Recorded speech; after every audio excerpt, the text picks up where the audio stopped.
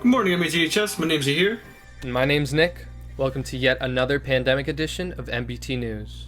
We've officially started our new hybrid schedule, which should see us through the remainder of the year. Can you believe we only have 2 months left of school, Nick? Thank God. I can't wait for the summer. Got any plans for next year? Nah. Cool. Here's Nico Muhammad bringing you a story to seniors' answers to that exact question. Thanks. I've been meaning to ask the seniors a few questions because I've been wondering how their last year has been for them, since it's been pretty hectic for their last year, I'm guessing. The first question being, what are your guys' plans after high school? After high school, I'll be attending Monmouth University and be studying in media productions. After the school year ends, I plan to go to university and have a job on the side. As far as next year goes, my plan is to go off to a 4-year university as a justice studies major in hopes of becoming a paralegal or an attorney. I plan to go to a 4-year university majoring in cinema and film. They're all pretty cool. And let me ask you this, how'd you guys come up with this plan? I chose to go to Monmouth because I want to study in media productions and I enjoy editing and filming. I am choosing to go to university because I think continuing my education is the best option for me to maintain stability, and I also believe that university is going to offer me opportunities that I won't be able to get anywhere else. I feel like it really resonates the most with what I want to do with the rest of my life, as opposed to me going off to trade school or working full-time, whatever the case may be. I chose this plan because I think it's going to be the most beneficial for my future in the film industry. And is there anything really that you're looking forward to after high school, knowing that you have your own plan that you're going to follow? What I'm looking forward to after school years is my next chapter and just going to college. After the school year ends, I am most looking forward to having a fresh start and beginning this new chapter of my life. As far as life after graduation goes, I just plan on staying out of the way, being independent, and just doing my own thing basically, and just being happy. I'm personally most looking forward to the summer. I'm really excited for this summer to come. One last question. How was your guys' senior year through the whole pandemic? Was it crazy? Did it get more simpler on you? Was online school as bad as everyone makes it seem? How I feel about being in the pandemic during my senior year? I'm a little upset, but things happen and we're not going to have prom this year, but we're going to have graduation, so it's going to be a little bit different. I honestly think that my senior year was trashed by the pandemic. Literally all the events and moments that make senior year so special were not able to happen. As far as senior year in a pandemic, I mean, it sucks that we don't have the same privileges as the classes before us had. I feel like as class of 2021, we shouldn't really dwell on the situation too much and just do our own thing, make our own positive out of a negative situation.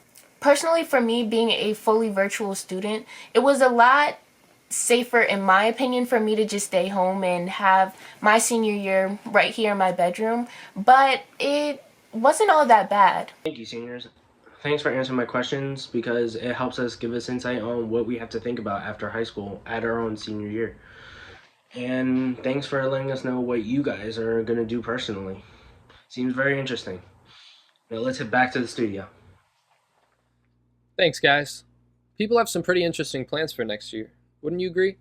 Definitely more interesting than my plans. I think the most exciting thing that's happening to me next year is taking another set of classes in a different city. I can't believe how fast high school went by. You want to know what I always wondered? What? How do you join senior leadership? Not that I would join, but I've always been interested in the process. And now that I'm about to graduate, kind of need some answers. Ironically, we have a story on that exact topic. Here's Tiana with the story. Thanks, guys. I'm here with 2 of this year's senior leaders, and I'm also one myself. So, what is senior leadership? Senior Leadership is a great program here at NBTHS.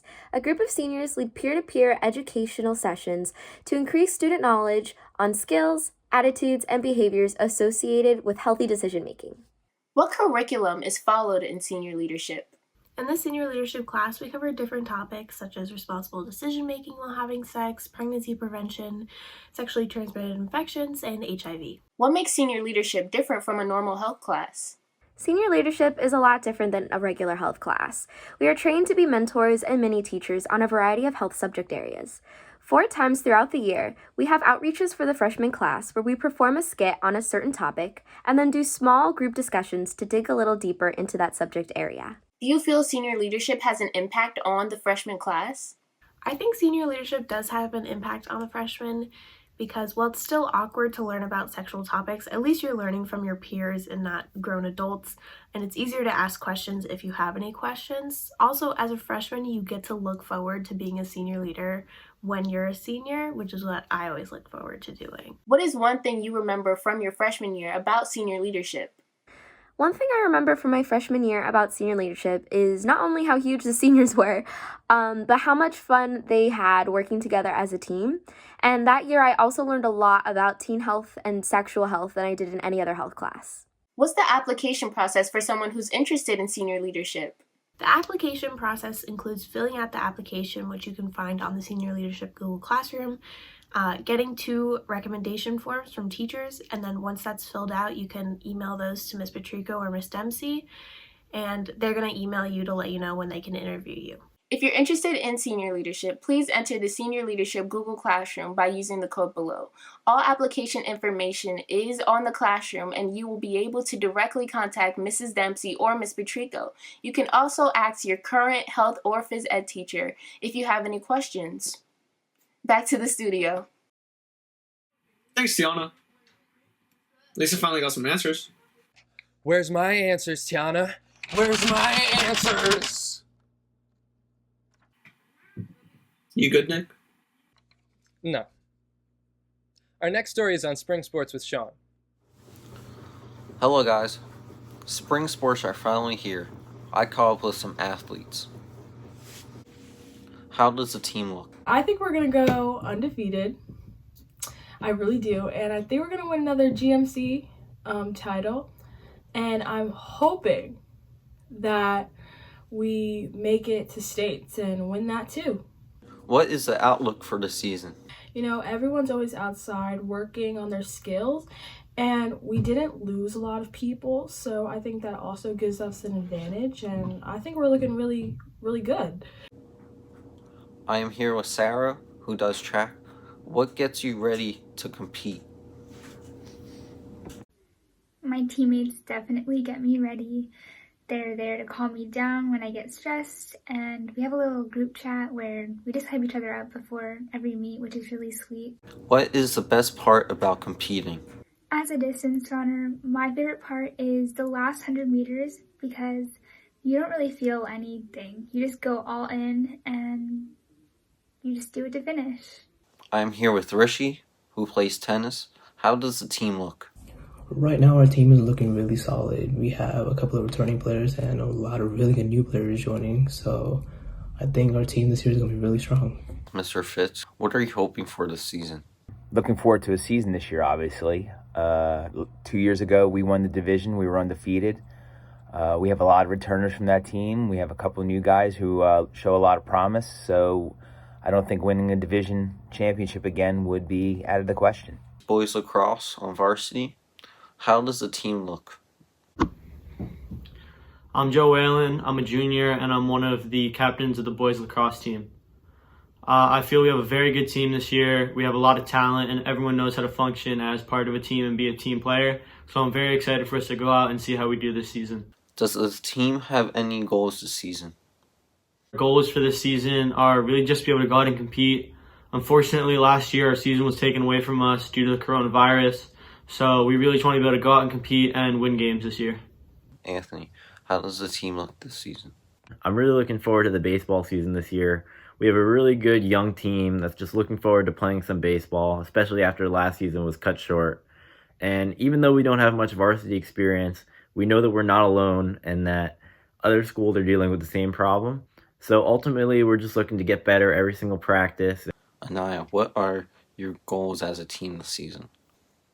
Our team goal for this upcoming softball season would have to be just having a great time and winning a good amount of games and just creating lasting memories that the seniors can take to college and just cherish.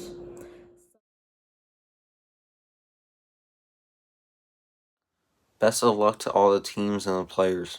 Back to you guys in the studio. Thanks, Sean. You know, I've been working on my pancake joust spike for volleyball. Maybe I'll try it out in college. Is that even a real move? Hey, you here?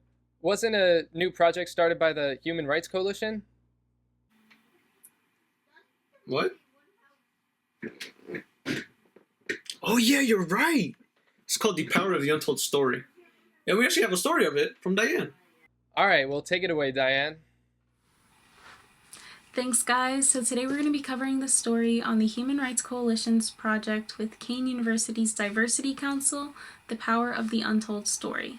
Telling us a bit more about what the project is and what it's about is Natalie Tom, co-president of the club. So, The Power of the Untold Story is the title of the Diversity Council's project this year.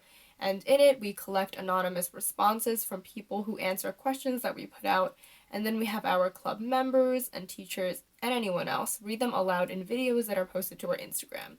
It was inspired by the YouTube series called Seeking Secrets, which is by the channel Jubilee, and through this project, we hope to bring the school community together by providing a platform and a voice to those who feel like they may not have one.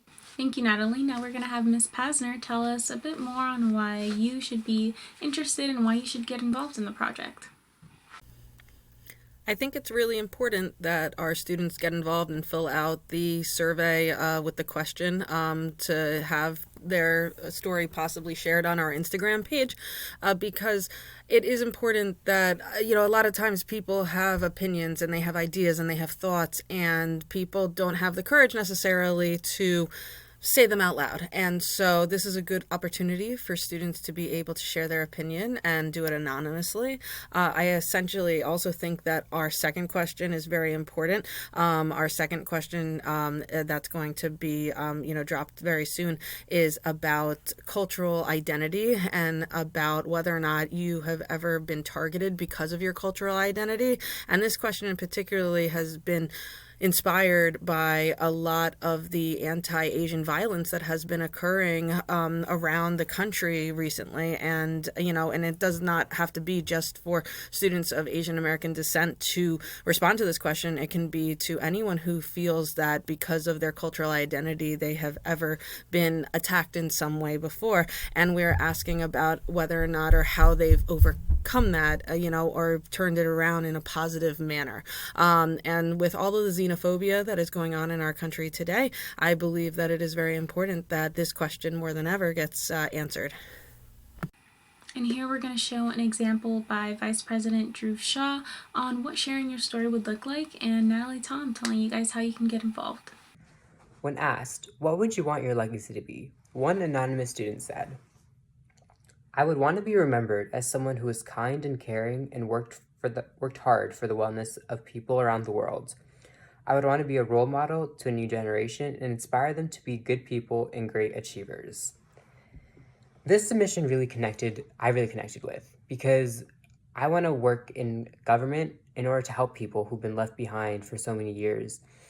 And I just thought that so many people I know are struggling, especially right now during the pandemic.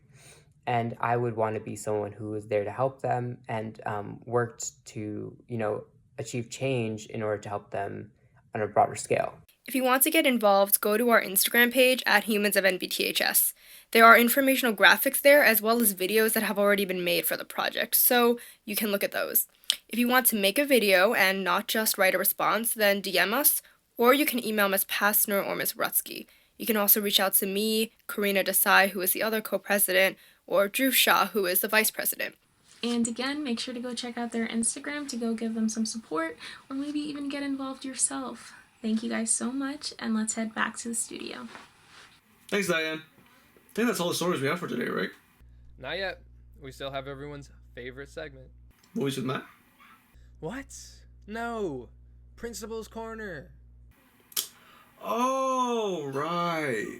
Everyone's favorite nuke segment. Well, here's Mr. Nello with Principal's Corner. He better be in a corner this time. Good morning, NBTHS. This is Mr. Neller. I know last month during my principal's corner, one of the students in the news broadcast said that they wish I would film from an actual corner. So this month I am filming from the corner of my office. For this month's Principal's Corner, I would like to introduce an upcoming topic that you will hear more about in this month's broadcast, being brought to you by the NBTHS Human Rights Coalition Club and their advisor, Mrs. Pasner. A number of events over the last year has unfortunately highlighted that racism continues to be a prevailing problem in our country. For the last year, NBTHS has made a commitment to raise awareness about issues concerning our students about racism, to educate both our students and our staff, and to give everyone opportunities to discuss their opinion. As part of these opportunities, the Human Rights Coalition has an ongoing project called the Humans at NBTHS. In fact, you can subscribe to their page on Instagram called @HumansOfNBTHS. Their current project is to post a question on the topic of cultural identity and to ask you as students to answer it on a Google form and to share it with the Human Rights Coalition. Once you do that, a member of the club will create a video sharing your response and they will reflect upon it. The short video will be posted on Instagram. After spring break, please be on the lookout as we will be posting the question in your Google Classroom pages and on the Human Rights Coalition page as well, and we encourage you to participate in this project. Thank you and have a great day. Nick, what is that? I gotta feed my plant, man. Right. Actually, on that note, we actually have a PSA to show you guys from the Environmental Club, so here it is. Greetings and salutations. I'm Benjamin Amazon from the NBTHS Environmental Club, and today we will be showing you what we can do at home to be environmentally friendly during this pandemic. We can turn off the lights when we leave the room. We can social distance.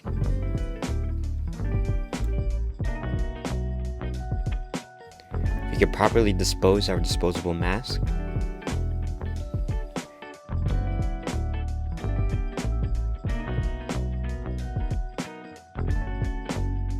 We can unplug unused devices. And you can reduce your shower time to 5 minutes.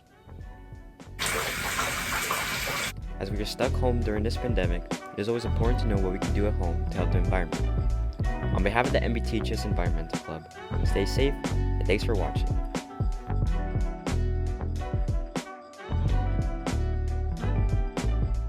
Interesting PSA, don't you think? Dude, get off your phone. We're still on air. Oh, my bad. I was posting on the brand new NBTHS TV Instagram page. You can post on it? Well, why can't I post on it? Yeah, Mr. Swain said you lacked the seasoned perspective that is needed to post on this page. Maybe he just doesn't like you, I don't know. Here, why don't you explain to everybody out there what this is, for those who don't know about it yet. The account was made so we can reach out to our school's community to share art and information with you, but more importantly, so you can share your opinions with us. Any ideas, thoughts you have, we're always open to suggestions. And we're going to be doing polls and asking questions in our stories to share the opinions of our students at NBTHS in our future segments. So keep your eyes peeled and make your opinion count. So, what did you say the password was? Well, that's it for this month's NBT News. I hope everyone stays safe and stays positive. Take care, guys. See you guys next time. Why do you always do that? Why do you do that? What is the point? This is exactly why Tiana didn't want to do the news this month. This is exactly why.